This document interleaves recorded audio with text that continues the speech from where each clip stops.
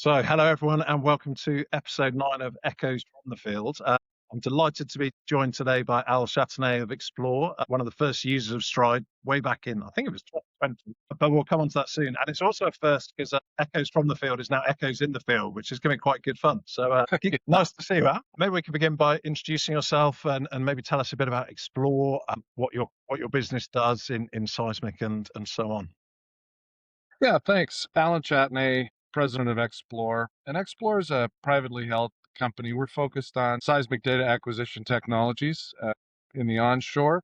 We don't do marine, although inland you get wet. We will get our feet wet and a little bit more than our feet wet, in fact. But we're focused on the onshore. And we've been around for a very long time. We've changed ourselves over the course of many decades, dating all the way back to 1981. And for a long time, we were in the non-exclusive seismic data business, focused on the oil and gas industry in Canada.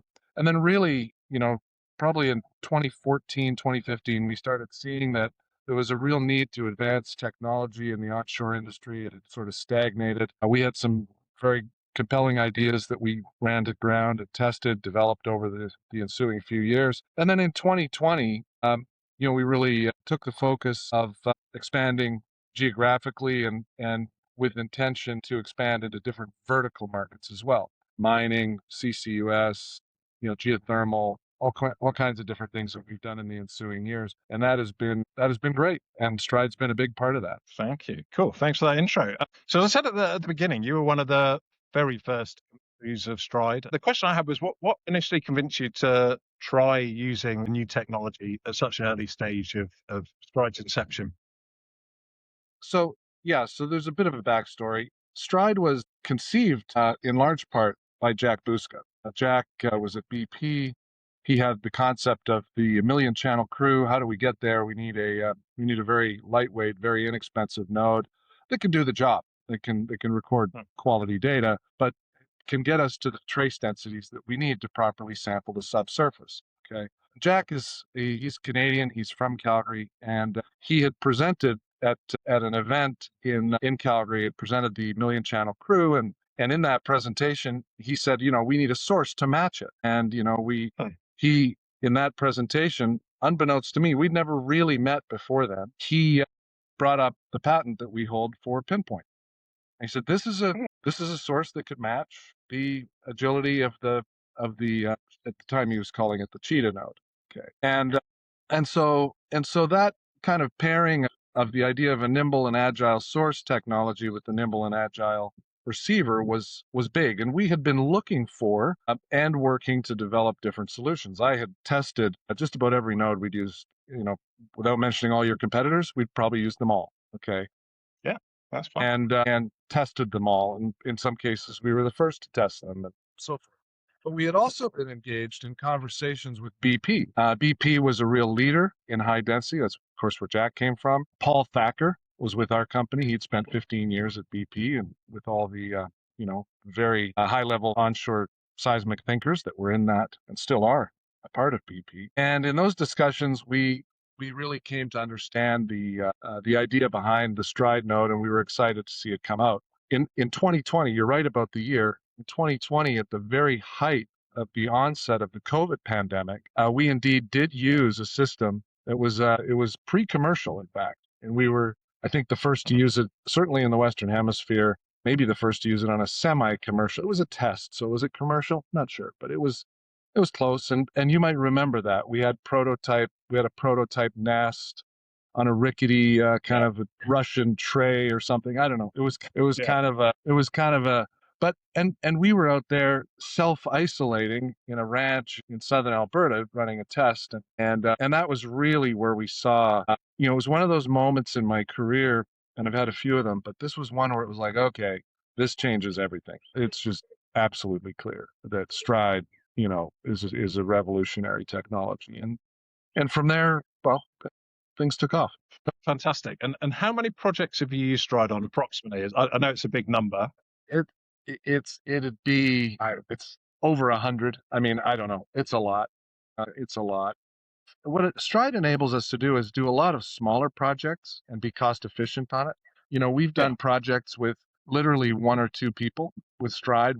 we set a new bar. We mean to publish this, but I can tell you here that with some mechanization technology that we've developed that we haven't quite made public yet. We did a recent project in the southeastern United States, Vibroseis 2D.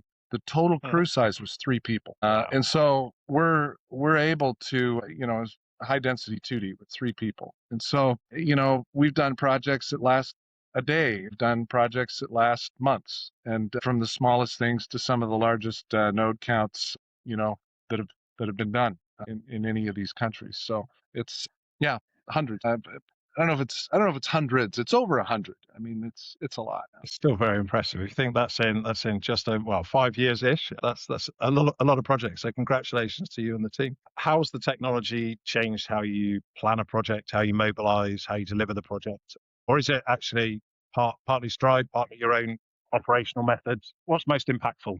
I guess is the question. It's both, right? So Stride technology is an enabler. Stride has some real strengths that are not always the thing that people talk about the most, but are actually very, very important. Okay, some examples are the integrated navigation capability and the navigation screen that Stride has are heads and shoulders above anything else in the industry. And we know because we've tested the other.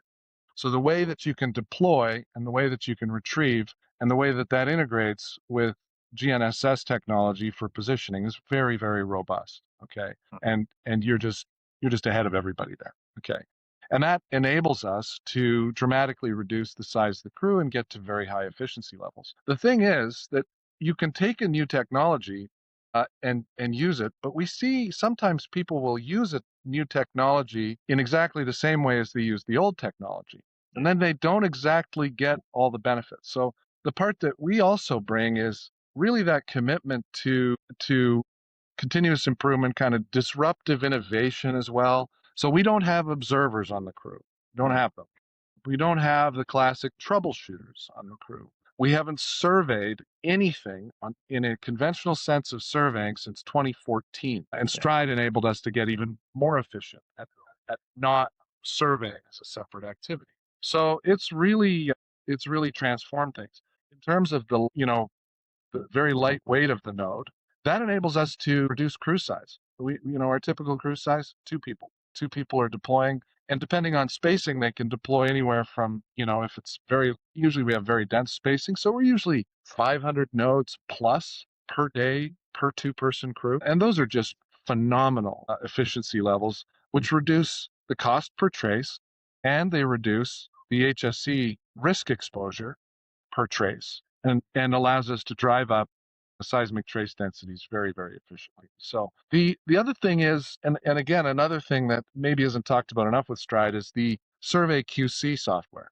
Okay. And so that software allows us to QC high density projects in a way that suits those projects. You can't, the old QC of looking at every single thing and drilling into every single detail. I mean, you can't do that when you have hundreds of thousands of channels being deployed and rolling through a giant spread as we do right now in South America. You've got to QC things differently. And we've talked about this, Mike, and of course, I've talked to Amin about this. So your software, QC, seismic survey QC software, I think it's called, is also transformative in that regard. And so these are very good strengths and very key things with the system. Thank you. The other point you and I have discussed before is that it allows you to also move channels either by road or through the air very quickly between, because you're international now, as you touched on earlier. It's quite easy to move channels from country A to country B, which I imagine is quite a big benefit as well. Man, it's next level. I mean, we used to be really, really nervous about, moving nodes around, having to download nodes before you move them anywhere. And with Stride, we're packaging them up and they're loaded and ready to go. And then we send them to where they need to be, usually by air. And then they will record and we'll send them back and download them in a central location. We've done that many, many times. In 2023, we were invited to a project, a CCS project in Brazil. It was, the first kind of major, it was the first really truly high density project in South America, the first CCS project in Brazil. We put the nodes on a plane, and then when they got to Sao Paulo, we loaded them up on a charter aircraft and through them. And so the agility and the nimbleness of STRYDE is just extraordinary. And then, last summer, we published this as well. We were able to acquire a heavy lift drone. It took us a while to run all the issues to ground and all the regulatory pieces and make sure we had a qualified pilot, all that stuff. But we got all that done. And in the end, we were able to retrieve STRYDE nodes with a heavy lift drone. We eliminated all the helicopter time flying those That's nodes. huge. And we could fly them, 100 of them at a time, 150, 140 at a time, whatever it was. You can't do that with any other node. I mean, you can do it, but it's just going to be fewer nodes. Cool. Right, into questions. So you've spoken a bit about high trace density as we've been talking, and the sense I get is that demand for high trace density subsurface imaging is growing. I guess my question for you is, where have you seen high density seismic have the biggest impact or deliver the biggest value, and why? It's a bit of a cop out, honestly, but I'd say across the board. You really don't know what you don't know. But in terms of direct economic impact, it's still in the oil and gas industry. I mean, we acquired a survey last year for a major oil and gas customer, and we increased the seismic trace density with STRYDE dramatically. We also increased the source density with some of our technology. We've got a mini hole technique, a mini hole methodology that we've developed. We call it the Explor mini hole. It's a small dynamite, but it's also some other things that go with that. And they could see things they couldn't see before, including some new, smaller anticline features and some smaller faulting features. That is going to translate into a lot of dollars for that customer. And seeing it, I realized, maybe we should be charging more for what we do. But, Yeah. our whole premise is, of course, to be very cost efficient, which STRYDE enables, and that's actually very, very important, a very, very important aspect of things. I'll talk more about that later. The other place that we've seen STRYDE have a huge and outsized impact is making things that were previously unaffordable affordable. Okay, so you look at mining. The mining guys, they don't use seismic as often as they ought to because it's too expensive, they think. And so all of a sudden we've got a technology that can say, okay, with the impedance contrasts are different, the faults are different, the structures are different, everything's different in mining. It's different rock, it's different stuff, different targets. But STRYDE enables us to use different imaging techniques, not just reflection seismology. We can use, tomography. We can use MASW. We can use other techniques, 3-component recording. We developed our 3-component converter for STRYDE early on. And those things allow cost-efficient seismic data acquisition for customers that couldn't afford it otherwise. It wouldn't make sense. A miner, they just want to drill usually and touch the ore and touch the resource. And they have to do that anyway to book their reserves. But, our role is to help them drill and be more efficient in that. And you could say the same thing about geothermal. Geothermal is sometimes a marginal business. Yeah. Those customers have difficulty, they couldn't pay full freight for traditional seismic data acquisition. But now with STRYDE and the new generation of technologies that we've developed to, STRYDE and others, complementary technologies, all of a sudden those things are affordable. So that's really impactful. So thank you for sharing. Yeah, because it's something we wanted to achieve when we set out. If I take mining, and it's not my expert area, but what I understand, the kind of new deposits are much deeper, and the options are somehow image that or just drill semi-blind. And when you're talking maybe digging through 500 meters of rock, it makes a huge difference if you can actually image and go where you want to rather than drilling blind. Some of our targets are shallow, right? So if you look at mining, sometimes the problem is that they're shallow targets. They might just want to know depth of cover, for example, to get to their actual objective and understand how much sediment has to be removed. And that is a shallow targeting, which is also with old school nodes or cabled systems. It's just unaffordable. You can't do the kind of densities you need to properly resolve that image. And we've shared a project that is an absolute. It sort of sets the bar, I would say, for high density. And our Ted Stieglitz, our chief geophysicist, will be presenting it at Image this year. At least part of the work we did. And in that project, 3-component STRYDE in a 3-component configuration, 1 meter spacing with the and then multi-component source also on 1 meter spacing, and extraordinary outcomes, extraordinary things. seeing things we hadn't seen before, and in detail and resolutions we hadn't seen them. And could you even conceive of a 1 meter? I mean, sure you could, but it'd just be incredibly expensive. And so it just that's the impact that you're having is just making things possible that were previously not possible or not affordable, not practical. Let's say, Yeah. I'm looking forward to seeing that paper. That would be very cool. I think it's fair to say your business has grown, or I believe it's grown significantly over the past few years. And you've also, the amount of STRYDE you've been using has grown alongside it. And you recently got some more nodes from us, which is fantastic. But I guess my question was, what market demand are you seeing that's driving the need for more equipment? Is it just you're getting more projects, or are the projects bigger? It's both. I mean, first of all, you're right. Our business is growing by leaps and bounds. Of course, if you start at the low point in the industry, which is where we started, COVID, Yeah.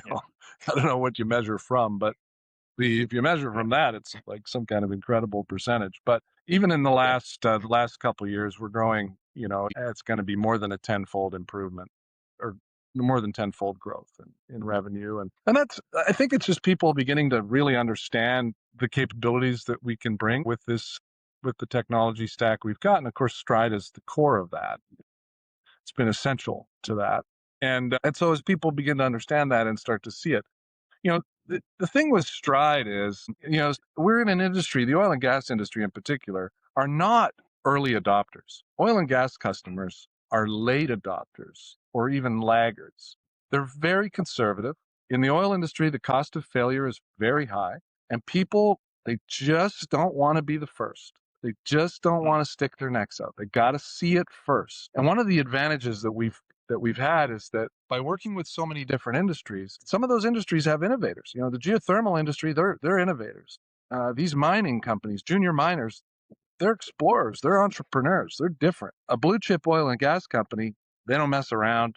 They're not going to take any risks. Show me first, prove it, good luck. And so doing that takes some time. And that's part of what we're seeing, is that we've finally been able to demonstrate repeatedly in different applications, in different geographic locations, with different examples, different sources, and different use cases, repeatedly over and over again, that we can deliver improved data quality at reduced prices with lower HSE risk and less environmental impact, or no environmental impact.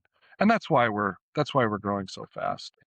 And so, and thank you for everything STRYDE and your team have done to support that growth and to try to match it. I know we can be a difficult customer sometimes, so sorry about that, but we are very grateful for the work you and your team have done. Thank you. Yeah, and you describe yourself as a difficult customer. Often it's very valuable, because you'll ring up and sometimes they say, we'd like to see this improved, and it's very clear. Sometimes it's, have you thought about this? And that helps us in turn drive innovation. So I think it's really important to be able to share openly where you think our technology should go, or what you'd like to see improved. Because as you said, if you've used it on over 100 projects, that's a huge amount of experience, which, even though we're making and supporting projects around the world, you're getting so much more hands-on usage than a lot of our team are. So it's very useful to get that feedback. Well, and we love it, because we just test stuff, right? And so we've used, I know that, and I can make this claim very confidently, nobody's used STRYDE in more conditions, more places, more ways than we have. Nobody. And we've put it under the water on purpose, in under 6 feet of water, and recorded great data. We used it in 3C. We've bolted it to cliffs that are 600 feet tall. We've used it in 40 below, and we've used it in 45 above. We've used it, deserts, swamps, farm, up like I'm in right now, you name it, and all kinds of conditions and situations. So putting it to the test like that, I think, is part of, we have that perspective, which hopefully helps you and helps the industry improve as well. Definitely does. And you've also it's a nice segue into my next question. And you won't be able to talk about all your projects, but of the projects you can talk about, which would you say is the most challenging land seismic project you've worked on, and what made it so challenging? Well, man, different ways of measuring challenge. I would say that in terms of technical challenge, we've got a project we can't quite share yet, but it's unbelievable what we were able to, just the fact we were able to do it. I'll just say that on that project, the length of the project, is a 3D, high density 3D. and it was 1.5 kilometers long by, maybe 3/4 of a kilometer across, and the vertical relief on it was over a kilometer vertical. Yeah. Okay, so we're talking about like epic, like Yeah. unbelievable what we were able to do there. We've had challenges in other ways, and the project I talked about earlier is related to the nuclear industry. Okay, that was a challenging project, technically challenging. Uh, Solving a number of issues, a number of kind of technical challenges on the source side to get this, very high density multi-component, and then the imaging associated with that, which Ted was kind of leading, it was just unbelievable. We had a big project on the Pacific coast that was zero impact. We didn't cut a single tree. It was absolute zero impact. Very dense tree cover, like call it jungle, but it's Pacific coastal jungle, so different. It's temperate, but very, very thick, and recorded with 40,000 live STRYDE nodes, 20,000 dynamite holes into that, mini holes, and we got the data quality resulting was extraordinary. So lots of challenges. I mean, I will tell you that some of the stuff in South America is extremely challenging, but a lot of that is just the regulatory environment. It's not a technical challenge. It's regulations, tariffs, taxes, customs, these kinds of things make it tough. But yeah, no, lots of challenges. When it's hard to do, I think that's when we know we're in the right place. When it's easy, anybody can do what's easy. So Yeah, there must be an extra level of satisfaction as well when you successfully complete an even more challenging project. It must be a nice feeling at the end of it when it's gone well. So you've spoken a lot about your own innovations. Are there any new or relatively recent innovations you and your team are working on that you can talk about? yeah, thanks for that. We shared a video on drone swarm technology that we're developing and testing with some partners, and I know that's something you've looked at internally. We're living at a time that is very, very exciting in the industry. You can actually do a drone swarm. It's amazing. Think about that. It's unbelievable. We're seeing everybody's talking about AI, but we're also seeing robotics. So these are complementary technologies, and we were able to demonstrate that we could lay out a 2D line with a drone swarm very, very rapidly. Our use of the heavy lift drone, that's one thing. That's, kind of like a proxy for a helicopter. It's like a small helicopter. Yeah. We're using it right now in the Western United States, and we'll be using it in South America on our very large STRYDE operations down there. We can eliminate a lot of risk, solve a big problem for the industry, and that technology will also change the way that we can think about deploying a node. For example, and just to give you a little nugget, maybe if you can fly them in and fly them out, you don't need as big a battery. So all of a sudden, that whole problem of battery weight that goes away, and so that's very exciting to us. And then on the source side, we're testing using that smaller and smaller sources, higher density, and pushing that. Now, there's tension there because at the same time, on the imaging side, people are pushing and they want FWI. And so our customers are also pushing us to drive very low frequency acquisition, down to a hertz or half a hertz. And so that's where we need the source to match receivers that can get down to a hertz or below even. And, it's not clear whether some of the small sources we've developed we've seen that they can do it, but they need very, very high trace densities to do that. And there's a trade-off. You can do it also with a very large source, like our big heavy vibrators that we use. And you can get down to sub 1 hertz with some of those. And we've done that. But those are the big things, increasing the efficiency of the operation, eliminating risk, eliminating environmental impact, and then increasing seismic bandwidth and driving signal quality. Exciting. Thank you. One last question from me. So as you look forward, what's next for Explor and what's exciting you most about where land seismic's going? For us, it's just staying on track. We're, when you grow as fast as we're growing, it's really about stabilizing the operation. We have an expression I like to use, which is keep it boring. We haven't done that. We haven't been as successful keeping it boring as I'd like to be. But sometimes excitement's a good thing. Sometimes it's not. So we're really just looking to continue to improve and continue to meet the demands of our clients, along the lines of some of these things, right? Broadband and driving cost efficiency and taking advantage of these complementary technologies that are out there. Yeah, that's really it. There's lots of things we could talk about that are sort of industry challenges that I think are there to be solved, but those are maybe topics for another podcast. Yeah. No, that's cool. Was there anything else you wanted to cover which we didn't get to today? No, I'm happy. This has been wonderful. Oh, it's been wonderful for me as well. One last question. What's the best way for people to get in touch with you or reach out to Explor? The best way, if somebody's got a project or something they'd like to solve, we've actually got the ability on our website, which is www.explor.net. You can go there and kind of check stuff out, and then you can actually accept and sign an NDA if you want to do it on the website, and then you can enter your project details. We can start looking at a project. And then, of course, there's an email address on that website, and you can click on that, and that'll go to the right place if you've got questions or things you want to interact with. Okay, cool. Thank you. Well, thank you very much, Al.